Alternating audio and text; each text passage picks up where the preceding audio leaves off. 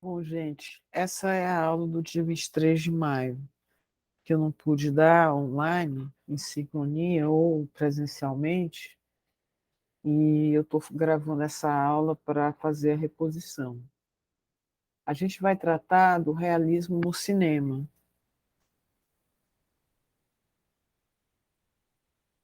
a partir de dois textos. O primeiro é o texto do Jacques Ammon, no livro dele, A Estética do Filme. E ele vai dizer que no começo, logo no começo do capítulo dele, ele vai dizer que é preciso separar duas questões: o realismo no cinema, como o realismo dos materiais de expressão, as imagens e sons, e o realismo do tema dos filmes. O movimento do realismo na França e do neorrealismo na Itália foi tratado e elaborado e trabalhado a partir dos temas dos filmes. Inclusive o realismo na França e na Itália, e depois a retomada dele no pós-guerra, no neorrealismo. O realismo de que fala Bazin, nas questões da produção dos materiais de expressão da imagem e do som, tem a ver com o cinema da transparência, que eu já expliquei. Né? Para ele, por conta de que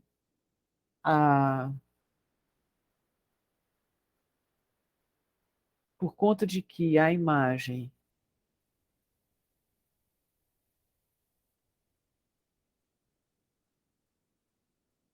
obedece uma estrutura de reprodução mecânica da fotografia, da máquina, através de uma lente, né? E o som, a partir de uma captura sonora, a partir de um equipamento sonoro, ele vai ter muito otimismo que essa imagem vai ter uma representação muito próxima do real, ou que vai representar a realidade.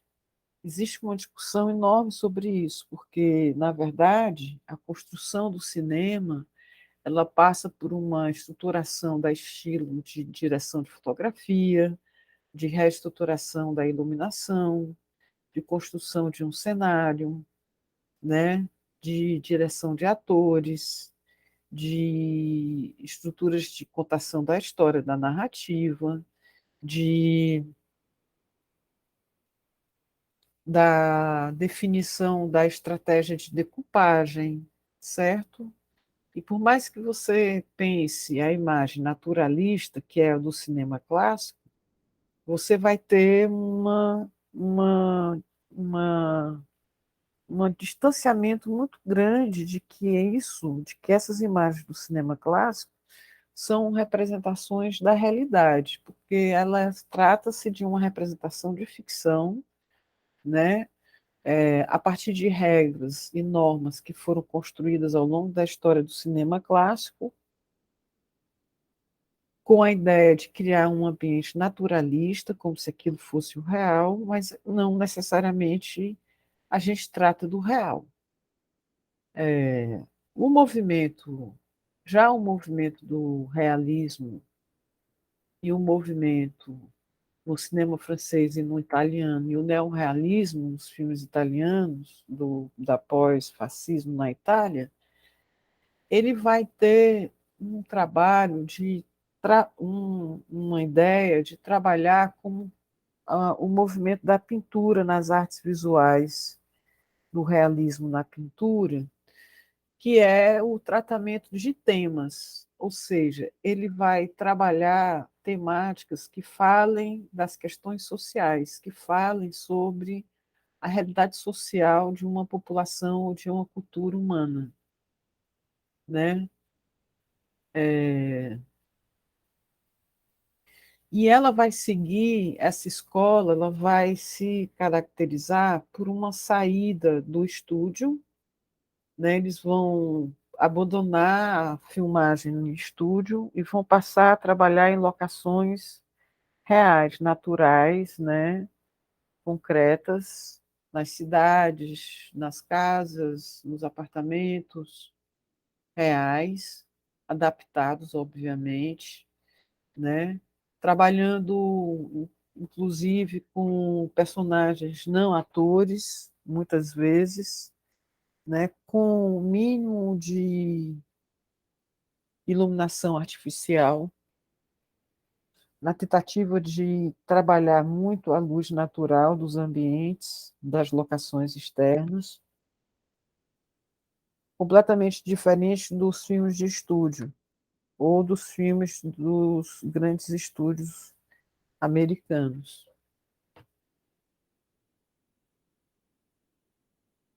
Mas isso tudo também foi elaborado um tratamento diferenciado no seu roteiro.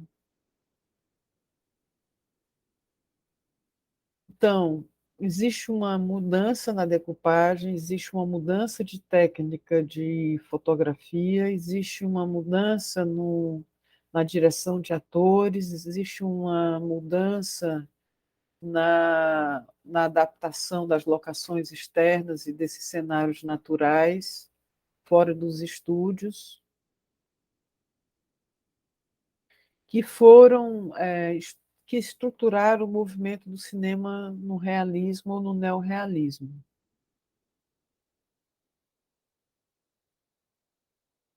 Os recursos de atores não profissionais, tão naturais quanto o cenário, também foi limitado, razoavelmente fabricado, entre aspas, na crítica do Jacques Amon. Se fala, alguns teóricos, que essa foi uma das grandes importâncias e méritos do cinema do realismo e do neorrealismo. Mas houve todo um estudo de mise-en-scène e de nova forma de interpretação que, a priori, ele vai argumentar, o Jacquemont, que isso tudo foi fabricado com a intenção de te passar um alto nível de realismo nessa imagem e de que não havia uma manipulação dessa representação de uma realidade social. Aqui a gente vai tratar muito mais enquanto tema do que enquanto características da imagem e da reprodução da imagem mecânica, né?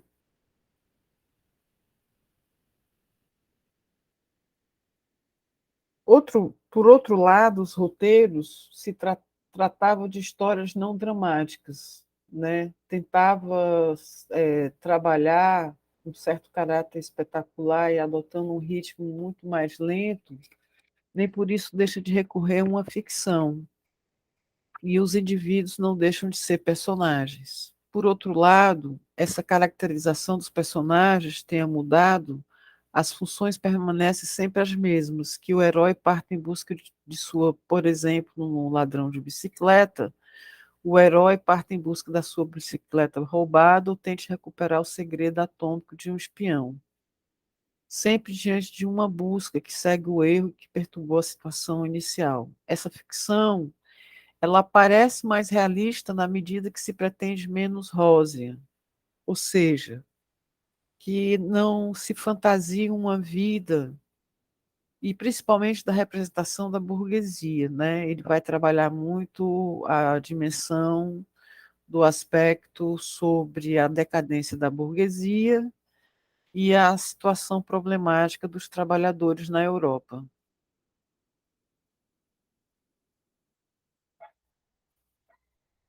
E aí ele vai contrapor com Bazin, porque Bazin vai defender muito esses filmes do realismo e do neorrealismo na França e na Itália, como, como, por exemplo, não há mais atores, não há mais história, não há mais encenação, finalmente, na ilusão estética perfeita da realidade, não há mais cinema. Bom, na acepção pejorativa do que é cinema, isto é, uma representação em que convenções se tornaram aparentes demais para serem aceitáveis e naturalizadas, onde são denunciadas enquanto tal. Desse ponto de vista, logo chegaria o tempo em que o neorrealismo também apareceria como cinema. Por isso, para o Jacques Amon, essa declaração de Bazin ela é muito mais correta, que ele diz o seguinte: é possível classificar até hierarquizar os estilos cinematográficos em função do ganho da realidade que representam. Chamar de realista qualquer sistema de expressão, qualquer procedimento de narrativa que tende a fazer aparecer mais realidade na tela. Essa definição exige, todavia, que se defina que esses mais realidade só seja estimado em relação ao sistema de convenções, que se acredita caduco, que é estrutura, que foi estruturado dentro das regras da decupagem clássica.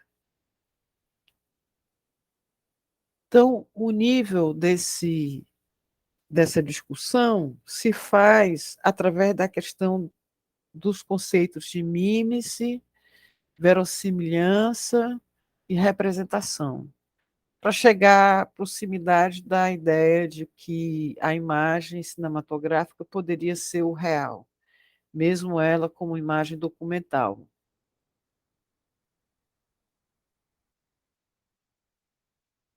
Bom, o verossímil diz respeito à relação de um texto com opinião comum, a sua relação com outros textos, mas também o funcionamento interno da história que ele conta. Ela pode ser definida, na opinião comum, com os bons costumes. O sistema verossímil esboça-se sempre em função das conveniências da estrutura social daquela cultura humana, né? Por exemplo, no western, não vamos nos surpreender em ver o herói se consagrar exclusivamente à perseguição daquele que matou seu pai, porque a honra da família é sagrada. Num filme de policial, o detetive se obstina contra ventos e marés para descobrir o culpado, pois é necessário ir até o fim do que se começou. Isso é uma verossimilhança. O verossímil constitui, então, uma forma de censura, pois restringe, em nome das conveniências, o número das possíveis narrativas e situações diegéticas imagináveis. Essa censura no sentido de que você tem que ser o mais possível próximo ao contexto do real. Mas esse real dentro das conveniências do que a gente pensa que eu vou, na literatura ou numa pintura, me convencer de que aquilo é uma realidade, é um objeto de representação do social.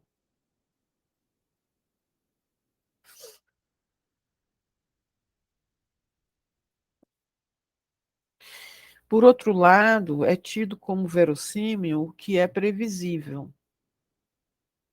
E aí a ação inverossímil aparecerá como um ato de violência na instância narrativa que chegar a seus fins. Então, os filmes, por exemplo, do enredo e das narrativas do Fantástico, eles vão tratar uma nova construção de uma realidade, porque eles vão ser estruturados a partir do inverossímil. Então, a questão toda é que a unidade diegética ela tem dupla função, uma função imediata e uma função de termo. E a sua função a termo é preparar discretamente a vinda de uma unidade para a qual ela servirá de motivação, que é a causa e efeito. Se na diegese são as causas que parecem determinar os efeitos, na construção da narrativa, são os efeitos que determinam as causas, como a estrutura do cinema clássico. Mas na estrutura do cinema realismo, do realismo italiano, francês e do neorrealismo italiano, você tinha uma conjugação de uma mistura entre uma estrutura de história diegética, da representação do campo, dos problemas sociais naquele período, com uma ficcionalização de histórias paralelas de indivíduos que passavam por conflitos dentro desse contexto dessa história social. Então, não necessariamente essa história era uma realidade. Então, ele vai criticar e continuar a discutir a questão do verossímil como corpus, para entender que o cinema, por exemplo, a verossimilhança dos personagens, no jogo de interferência entre ator e personagem, o verossímil do segundo devia mais aos empregos precedentes do primeiro, à imagem do astro que formanda assim o personagem totalmente racambolesco, interpretado por João Paul Belmondo em Tiro Ladrão, por exemplo, ele vai interpretar esse personagem de forma associal e que não é não não chega a ser um personagem que configuraria um realismo literário, por exemplo, mas seria próximo à ideia de que esse verossímil tem a ver com uma construção dos aspectos mais coloquiais, mais semelhantes ou mais conhecidos da função social daquele personagem na sociedade ou naquela cultura humana.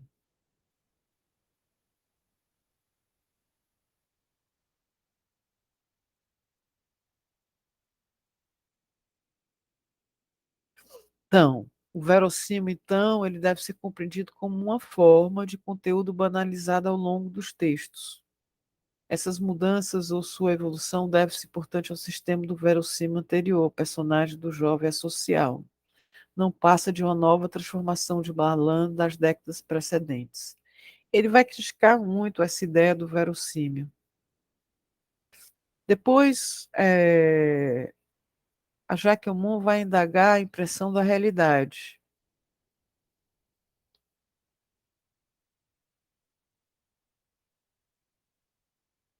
A impressão da realidade, sentida pelo espectador quando da visão do filme, deve-se, em primeiro lugar, à riqueza da perceptiva dos materiais fílmicos da imagem e do som, certo?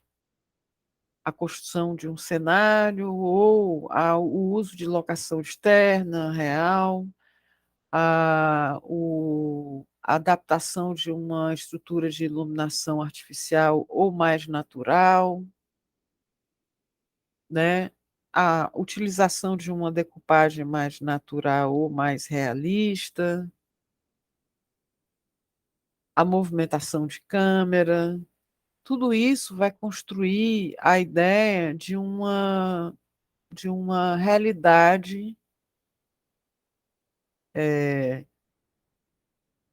que se passa dentro do cinema da transparência, se a gente pensar o cinema clássico, fazendo uma ideia de convencer ao espectador de que aquilo se constrói dentro do aspecto do realidade.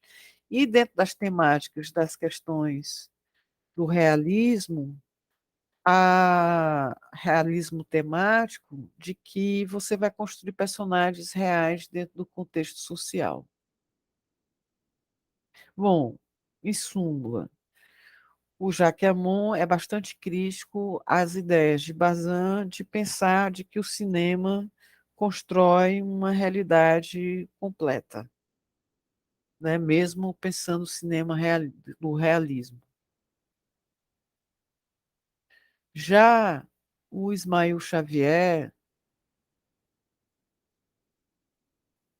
eu vou passar esse próximo texto do Ismael Xavier para uma outra gravação, tá certo?